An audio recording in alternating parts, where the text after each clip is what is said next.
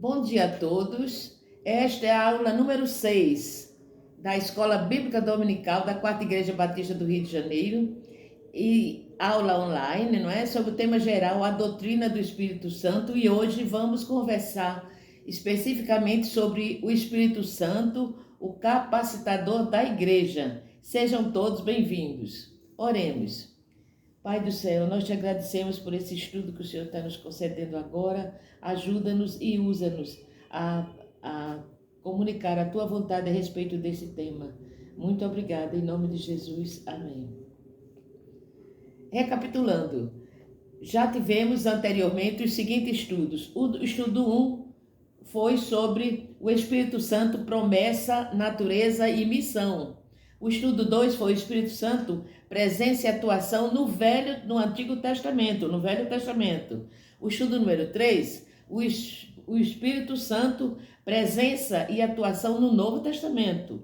O estudo 4, ser templo do Espírito Santo. O estudo 5, o Espírito Santo no ato da conversão. E hoje estamos com o tema, o Espírito Santo, o capacitador da igreja, com base em Atos 3, 4, capítulo 3, capítulo 4, também 1 Coríntios 3, de 1 a 23, Lucas 24, 44 a 49, Atos 1, 8.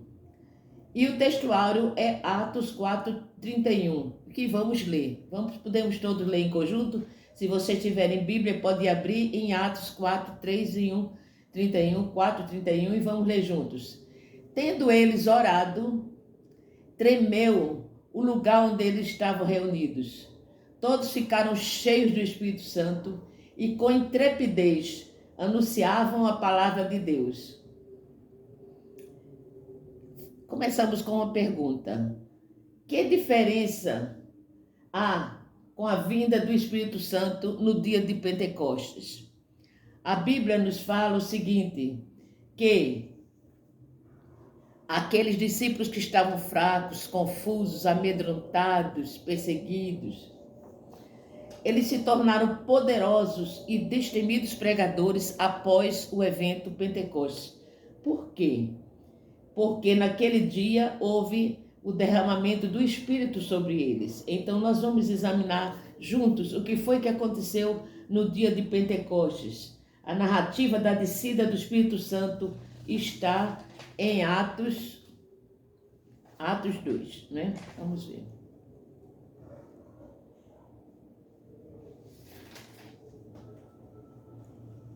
Atos 2.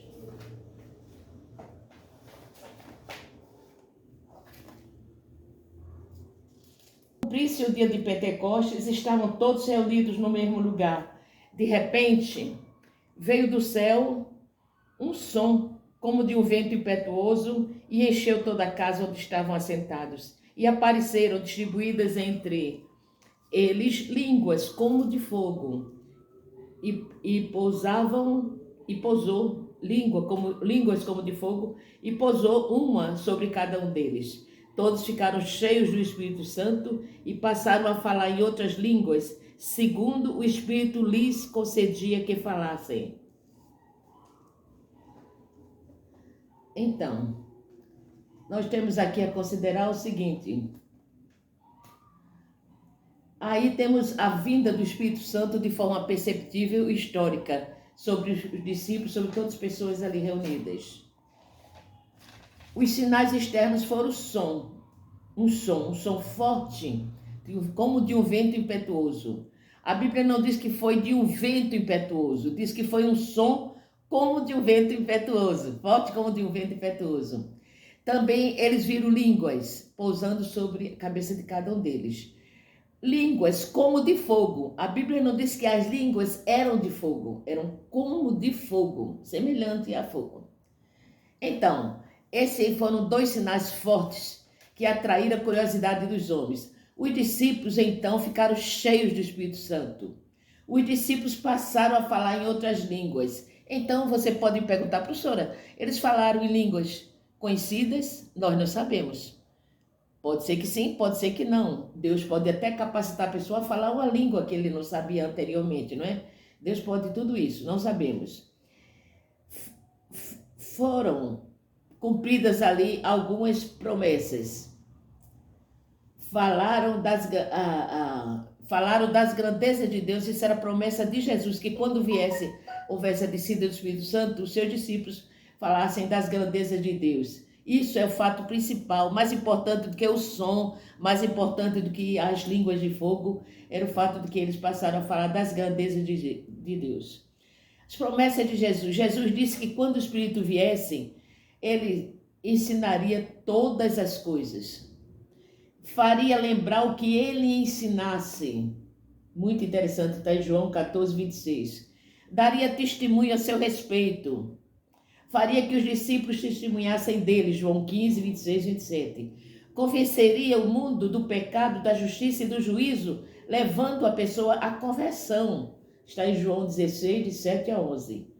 Não falaria de si mesmo, mas sim daquilo do que tivesse ouvido. Anunciaria o que haveria de vir e o glorificaria. Glorificaria a Jesus. João 16, 12 a 14.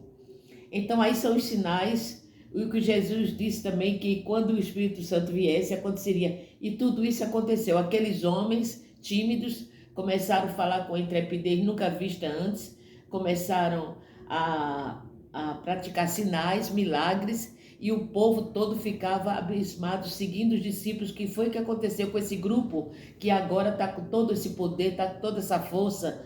Foi a descida do Espírito Santo sobre eles. A igreja primitiva se formou com o Espírito Santo. A profecia desse derramamento do Espírito Santo sobre os discípulos está no Antigo Testamento, em Joel 2. E depois deu-se o cumprimento da profecia no Novo Testamento, em Atos 2, que acabamos de ver. Atos 2, 42 a 47. Como viviam os convertidos? Como viviam os convertidos? Aí nós temos uma coisa interessante, Atos 2, 42 a 47. Vamos dar uma olhadinha. Atos 2, 42 a 47. E perseveravam na doutrina dos apóstolos e na comunhão, no partir do pão e nas orações. Em cada alma havia temor. E muitos prodígios e sinais eram feitos por intermédio dos apóstolos. Todos os que creram estavam juntos e tinham tudo em comum. Vendiam as suas propriedades e bens, distribuindo o produto entre todos, à medida que alguém tinha necessidade.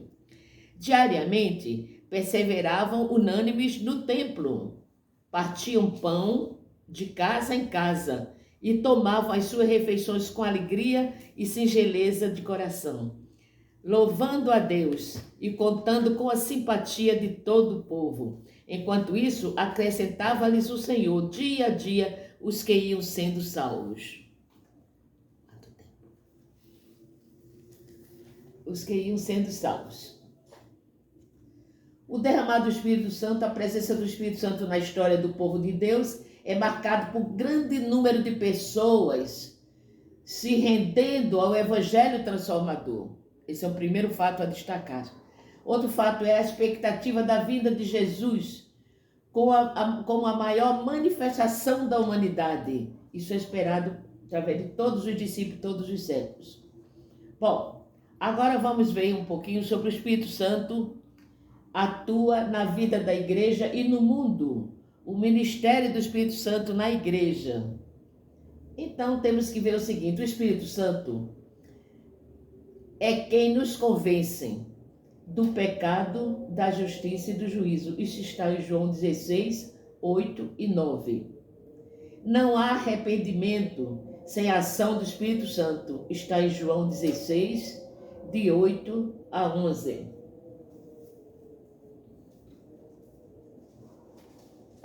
16, de 8 a 11. O Espírito Santo é quem nos regenera. João 3, 5, 8, Tito 3, 5, Ezequiel 37. O Espírito Santo é livre. Ele sopra onde quer. Por exemplo, nem sempre as pessoas se convertem da mesma maneira. Pode alguém se converter sem ter uma pessoa discipulando, doutrinando. Eu dou como exemplo a minha própria mãe.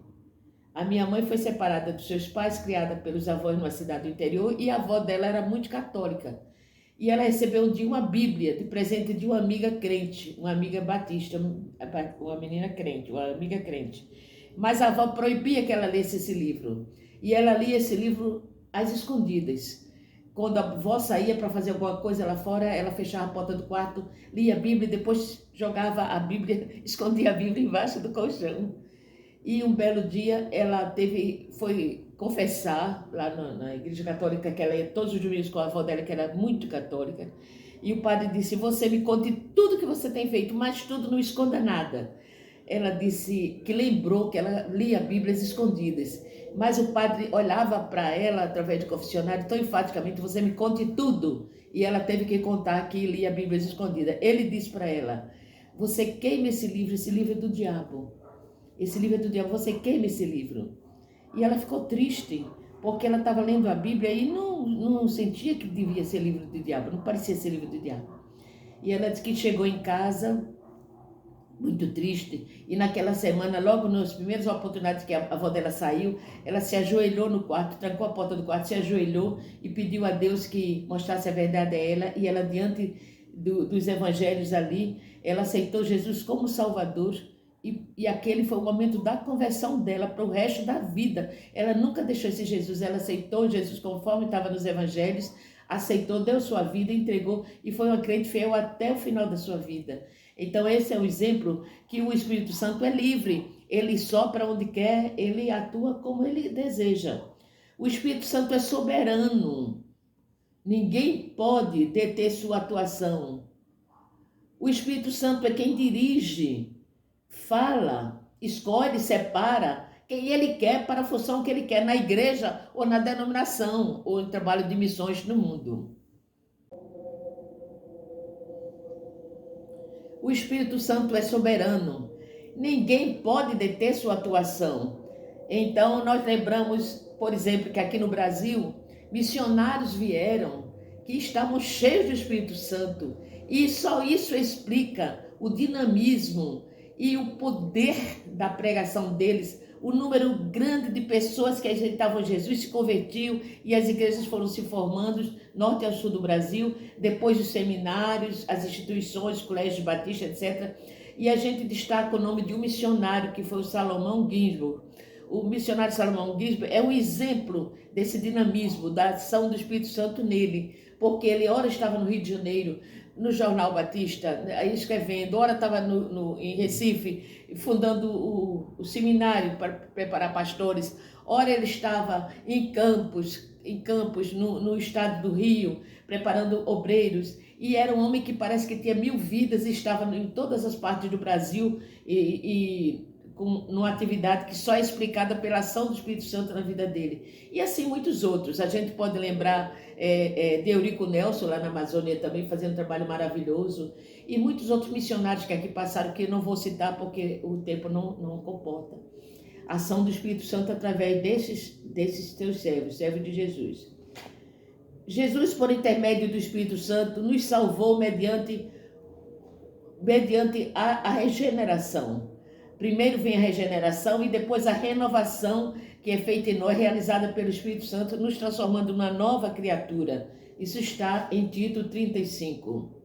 O Espírito Santo é quem santifica o crente. Está em 2 Tessalonicenses 2,13, 1 Coríntios 6,11 e Efésios 1,4.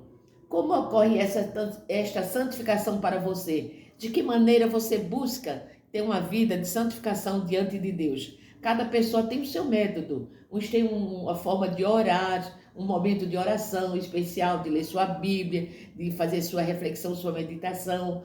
Agora as igrejas, por causa da pandemia, começaram a criar lives de oração e muita gente está vinculada a essas lives. A minha igreja mesmo, quarta igreja, nós temos live de oração de segunda até sábado, às 6h30 da manhã. Tem também no YouTube, segunda-feira à noite, também tem uma live só de oração. E assim vai. Então, há muitas formas de orar, de buscar o Espírito Santo, de também se encher do Espírito, de ter esse poder na sua vida pessoal. Porque sem o Espírito Santo, nada é feito, não se consegue grandes coisas. Então, para a gente ter uma vida forte, uma vida de poder, é necessário estar ligado com Deus, buscar a presença e o enchimento do Espírito Santo em sua vida. O Espírito Santo é quem santifica o crente. Isso está em 2 Tessalonicenses 2,13, em 1 Coríntios 6,11, em Efésios 1,4. Ele convence. Não, quem santifica é o Espírito Santo. Como ocorreu essa santificação com você? Qual foi a sua experiência? Cada um tem sua experiência e a gente respeita o caminho de cada um. O Espírito Santo é quem transforma o crente. A transformação vem pela ação direta do Espírito Santo na vida da pessoa. Está em 1 Coríntios 6,11. O Espírito Santo transforma o corpo em santuário, habitação de Deus. Olha só, santuário. O nosso corpo é o templo do Espírito Santo. E que implicações isso tem? Isso está em 1 Coríntios 6,19. E qual a implicação que isso tem? Bem, há muitas implicações. Nós temos que ter cuidado com esse corpo, não é? Na saúde, nos cuidados, evitar o que faça mal, porque esse corpo não nos pertence, né? Porque você não pode dizer, esse corpo é meu, eu faço dele o que quero, isso está errado. Nosso corpo é o templo do Espírito Santo. Quando nós somos convertidos, nós acreditamos que é o Espírito Santo que nosso corpo é o templo do Espírito Santo. O Espírito Santo é o intercessor, é nosso também intercessor espiritual.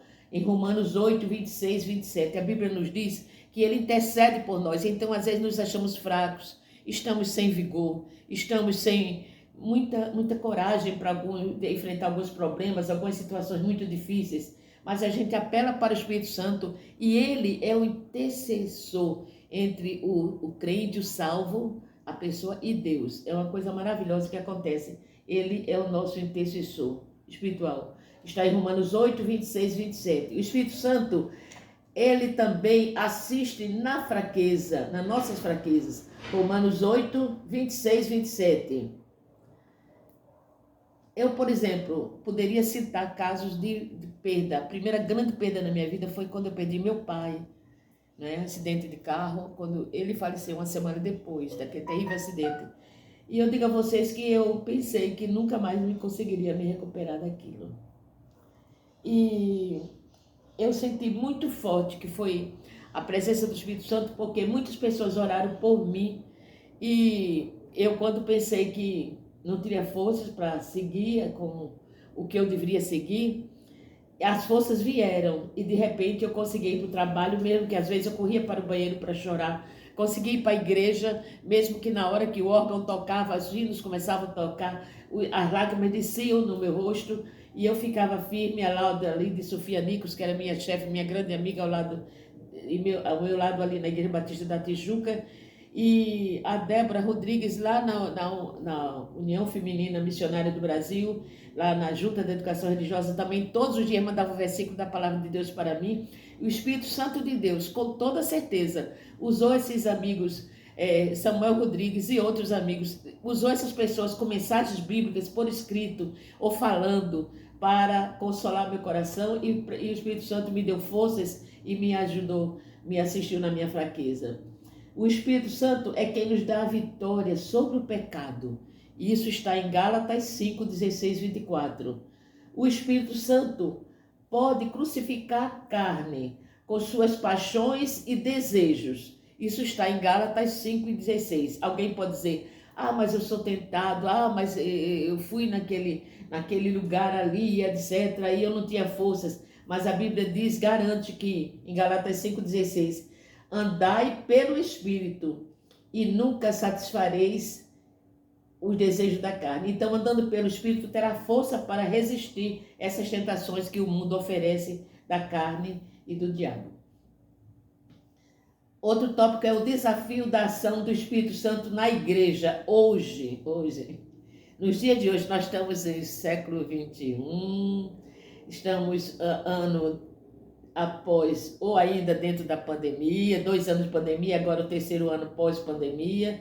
E então nós temos o grande uso da toda essa coisa tecnológica, cultos online, cultos presenciais agora, cultos online, uso de ferramentas no YouTube para cultos, para live de oração, para estudos bíblicos, etc. E como conviver com tudo isso e mesmo assim permitir que o Espírito Santo de Deus ainda tenha atuação sobre nós e não nos deixemos encantar pelas fascinações do mundo tecnológico apenas.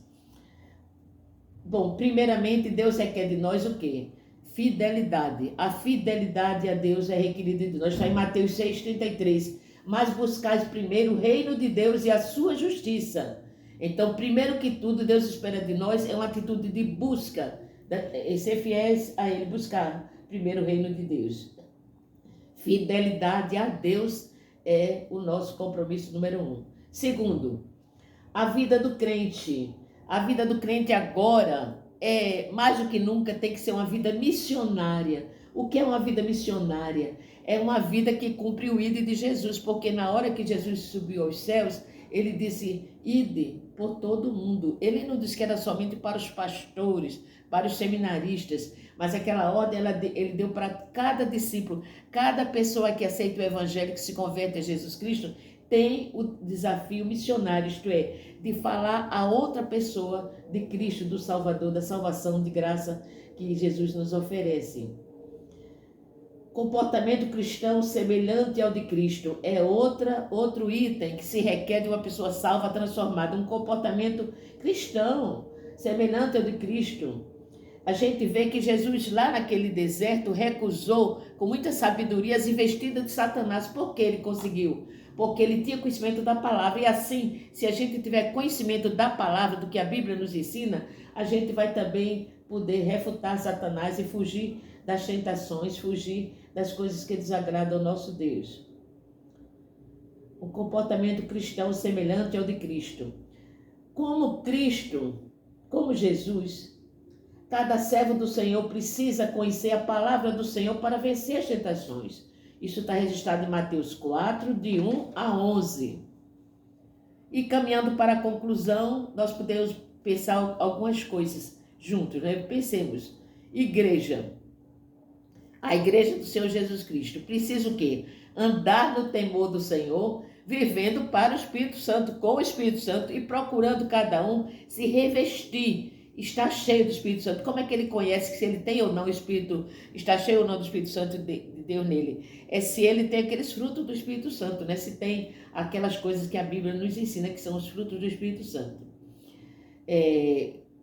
Exercer os dons que o Espírito Santo nos concede. Como a Bíblia diz que o Espírito dá a quem quer, escolhe o que cada um deve fazer na igreja, fazer com alegria. Pode ser um serviço na portaria, pode ser um serviço de convidar, pode ser de orar, de interceder, pode ser ajudar na cantina, pode ser de cantar, pode ser de dirigir o trabalho de crianças, pode ser fazer visita aos enfermos, pode ser levar para a sua profissão o seu espírito missionário e influenciar ali onde ele está trabalhando. Tudo isso é exercer os dons que o Espírito Santo concede a cada um. E assim vai produzir os frutos do Espírito Santo.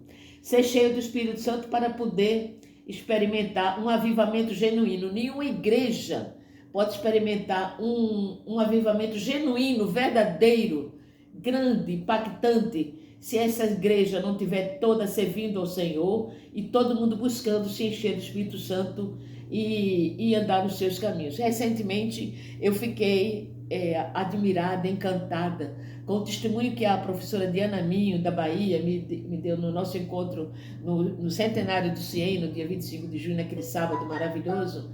E ela me contando da igreja dela, que era uma igreja que não tem mais, parece que tem 50 e tantos anos, não sei se eu estou certa nessa informação. Mas a igreja dela ali na Bahia é uma igreja que começou a crescer e hoje a igreja tem milhares de membros, milhares.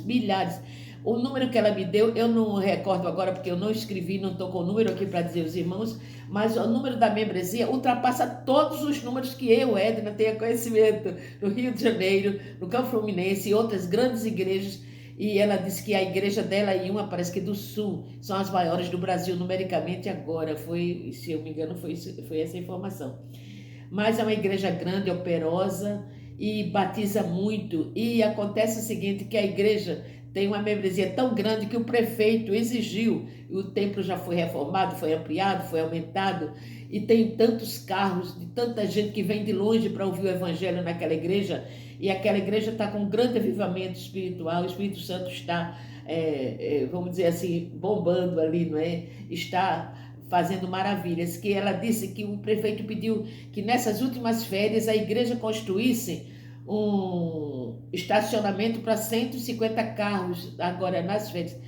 Uma coisa de emergência. Por quê? Porque os carros estavam entupindo as ruas, as adjacências e tudo, e a igreja já tem estacionamento, já tem 2, parece, se não me engano, já tem 2, e precisou construir um, e eles autorizaram no subterrâneo para poder abrigar mais 150 carros. Ser cheio do Espírito Santo pelo poder de Deus leva a igreja a experimentar um avivamento genuíno, verdadeiro. E os desafios temporais e desafios espirituais, quais são? Há muita gente que acha que nós temos só desafios temporais, porém nós temos espirituais também. Há problemas que são espirituais, mas só serão discernidos pelo conhecimento da palavra. Tem que ler a Bíblia, tem que orar, tem que procurar ser cheio do Espírito Santo para poder compreender quando é um problema espiritual realmente. E ter comprometimento com os princípios bíblicos defendidos pela nossa denominação batista, não é? Então, agora, gostaria de recomendar a todos que têm Bíblia que marque aí Atos 1:8 e Atos 4:31, para fechamento da nossa lição. O Atos 1:8 nós lemos o seguinte: mas recebereis poder quando o Espírito Santo descer sobre vós, e sereis minhas testemunhas, tanto em Jerusalém, como em toda a Judéia e Samaria, e até os confins da terra. Aí agora vamos ler também o versículo que está em Atos 4:31. Atos 4:31. E quando terminaram de orar, o lugar em que estavam reunidos tremeu, e todos ficaram cheios do Espírito Santo e passaram a anunciar com coragem a palavra de Deus. Atos 4:31. Então, nós poderíamos dizer, eu posso vencer o pecado por meio do certamente o Espírito Santo, né? Estar cheio buscando o Espírito Santo. Vamos dizer junto, o Espírito Santo equipa e ensina a igreja. Vamos todos juntos dizer, vocês que estão em casa me ouvindo, vamos dizer, o Espírito Santo equipa e ensina a igreja. Grata pela atenção, Deus abençoe a todos.